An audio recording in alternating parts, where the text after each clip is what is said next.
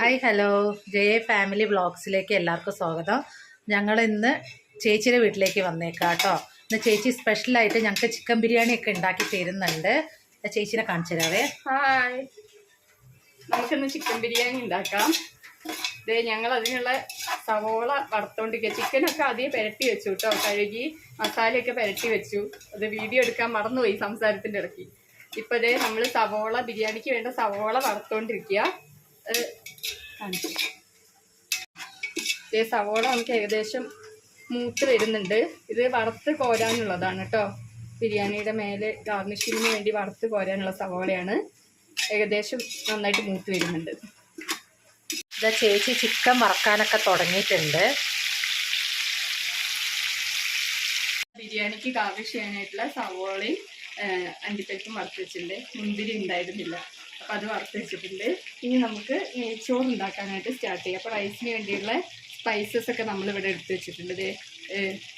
Bay leaf, പട്ട, ഗ്രാമ്പു, ഏലക്ക ഒക്കെ എടുത്ത് വെച്ചിട്ടുണ്ട്. ഇനി നമുക്കിത് ഓയിലിലോട്ട് ഇട്ട് കൊടുക്കാം. ഇത് ഓയിലും നെയ്യും കൂടി മിക്സ് ആക്കിയിട്ട് വെച്ചതാണ്, മിക്സ് ആക്കി ഒഴിച്ചതാണ്. രണ്ടും ഞാൻ ഇതിൽ ഒഴിച്ചിട്ടുണ്ട്. ഓയിലും ഉണ്ട്, നെയ്യും. സ്പൈസസ് ഒക്കെ ഓയിലിട്ട് പൊട്ടിയിട്ടുണ്ട്. ഇനി നമുക്ക് വെള്ളം ചേർത്ത് കൊടുക്കാം. അപ്പം ഞാൻ ഇതിനൊരു 1.5 പാത്രം അരിയാണ്, മലബാർ റൈസാണ് എടുത്തത്. അപ്പം ഇതിന് 1.5 പാത്രം അരി എടുത്തു. 3 പാത്രം വെള്ളമാണ് വേണ്ടത് കേട്ടോ. ഈ വെള്ളം ഞാൻ സവോള ഇതിൽ ചേർക്കുന്നില്ല, കാരണം ഇത് പെട്ടെന്ന് നാശമായി പോവുക സവോള ചേർക്കുമ്പോൾ. അതുകൊണ്ട് സവോള ഇതിൽ ചേർത്തിട്ടില്ല. 3 പാത്രം വെള്ളം നമുക്ക് ഒഴിച്ചു കൊടുക്കാം കേട്ടോ. വെള്ളം നന്നായി തിളച്ച് വന്നിട്ടുണ്ട്. അപ്പോൾ ഫസ്റ്റ് ഞാൻ നേരത്തെ ഉപ്പ് ഇട്ടിട്ടുണ്ടായിരുന്നു. ഇപ്പം നോക്കിയപ്പോൾ ഉപ്പ് കുറവാണ്. അപ്പോൾ കുറച്ചുകൂടെ നമുക്ക് ഉപ്പ് ചേർത്ത് കൊടുക്കാം. വെള്ളം നന്നായി തിളച്ച് വന്നിട്ടുണ്ട്. നമുക്ക് അരി ഇട്ട് കൊടുക്കാം. നേരത്തെ കഴുകി വെള്ളം ഊറ്റാൻ വേണ്ടിയിട്ട് വെച്ചതാണ്. ഇനി നമുക്കത് ഇതിലോട്ട് ചേർത്ത് കൊടുക്കാം. അരി കുതിർത്ത് വെക്കൊന്നും വേണ്ട, കഴുകി അപ്പം തന്നെ വെള്ളം ഊറ്റിയിട്ട് നമുക്ക് ഉണ്ടാക്കാം കേട്ടോ.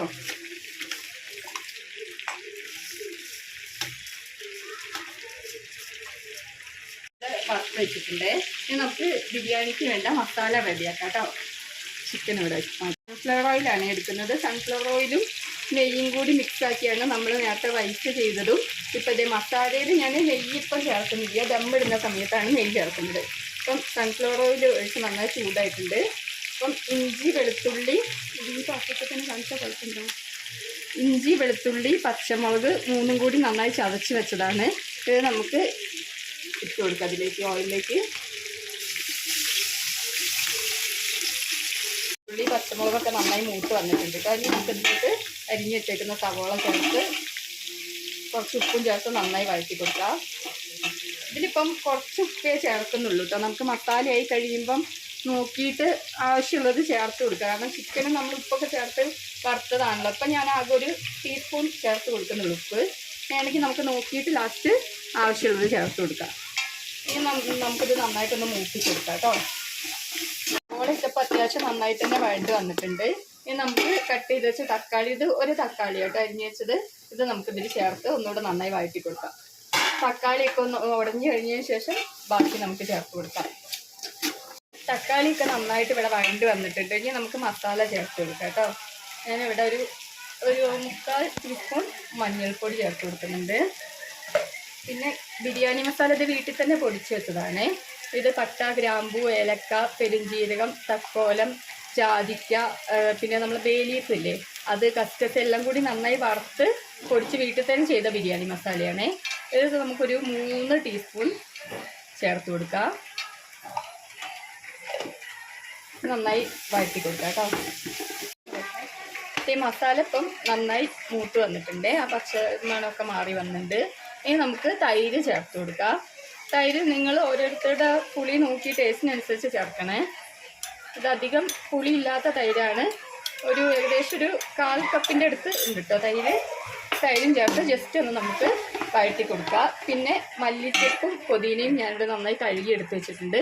ഇതും കൂടെ നമുക്ക് ചേർത്ത് കൊടുക്കാം. ഇതേപ്പോൾ മല്ലിച്ചപ്പ്, പുതിന, തൈരൊക്കെ ഇട്ട് ജസ്റ്റ് ഒന്ന് വഴറ്റിയാൽ മതി. അത് കഴിഞ്ഞിട്ട് വറുത്ത് വെച്ചേക്കുന്ന ചിക്കൻ നമുക്ക് ചേർത്ത് കൊടുക്കാം. ഉപ്പ് നോക്കണം കേട്ടോ. ഉപ്പ് ഞാൻ നോക്കിയപ്പം കറക്റ്റായിരുന്നു.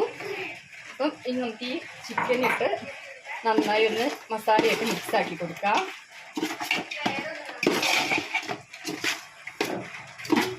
നമ്മളിപ്പം ദമ്മിടുകയാണേ. ആ സവോള ഇതൊക്കെ നന്നായി വഴറ്റി നമ്മളിപ്പോൾ ചിക്കനൊക്കെ ഇട്ടില്ലേ, ചിക്കൻ ഇട്ടിട്ട് ജസ്റ്റ് ഒന്ന് വഴറ്റിയാൽ മതി. പിന്നെ നിങ്ങളതൊരു മസാലയൊക്കെ നന്നായി പിടിക്കാനായിട്ട് കുറച്ച് വെള്ളം ഞാൻ ചേർത്ത് കൊടുത്തിട്ടുണ്ട്. നമുക്കിത് ദമ്മിടാം. അപ്പോൾ ഇതേ റൈസൊക്കെ നന്നായി ദമ്മിട്ട് സെറ്റാക്കിയിട്ട് ഇനി നമുക്ക് ബാക്കിയുള്ള ഇൻഗ്രീഡിയൻസ് ചേർത്ത് കൊടുക്കാം. അപ്പോൾ ഞാൻ കുറച്ച് ബിരിയാണി മസാല മേലെ തുള്ളി കൊടുത്തിട്ടുണ്ട്. ഇനി ഇതാ നെയ്യ് ഫസ്റ്റ് ഒരു ലെയറിലും ഞാനിതൊക്കെ ചേർത്തിട്ടോ. ബിരിയാണി മസാലയും നെയ്യൊക്കെ നമ്മൾ ആഡ് ചെയ്ത് കൊടുക്കുന്നുണ്ട്. പിന്നെ ഇതാ ഇവിടെ വറുത്ത് വെച്ചേക്കുന്ന സവോളയിൽ നിന്ന് കുറച്ച് ഞാൻ നേരത്തെ നമ്മൾ ചിക്കൻ്റെ മസാല ചെയ്തില്ലേ, അതിലേക്ക് പകുതി ചേർത്ത് കൊടുത്തിരുന്നു. അത് ഞങ്ങൾ വീഡിയോ എടുക്കാൻ മറന്നുപോയി, അത് ചേർത്ത് കൊടുത്തിട്ടുണ്ട്. ബാക്കി പകുതിയാണ് ഇതേ നമ്മൾ ഗാർണിഷിങ്ങിന് ഈ നട്ട്സും ഈ വറുത്ത് വെച്ചേക്കുന്ന സവോളയും ബിരിയാണി മസാല നെയ്യൊക്കെ ചേർത്ത് ഇനി നമുക്കിതൊരു 15 മിനിറ്റ് ചെറിയ തീയിൽ നമുക്ക് ദം ചെയ്ത് കഴിഞ്ഞതിന് ശേഷം കാണാം. നമ്മൾ ദം ബിരിയാണി ഇവിടെ റെഡി ചെയ്തിട്ടുണ്ട്. നമ്മളിതാ ഓഫ് ചെയ്ത് ഒരു 15 മിനിറ്റാണ് ദമ്മിട്ടത്. ഇതേ ഓഫ് ചെയ്ത് നല്ല അടിപൊളി ചിക്കൻ ദം ബിരിയാണി റെഡി. ഇനി ഞങ്ങളെല്ലാവരും കഴിക്കട്ടെ കേട്ടോ. നിങ്ങളിതുപോലെ ട്രൈ ചെയ്ത് നോക്കണേ.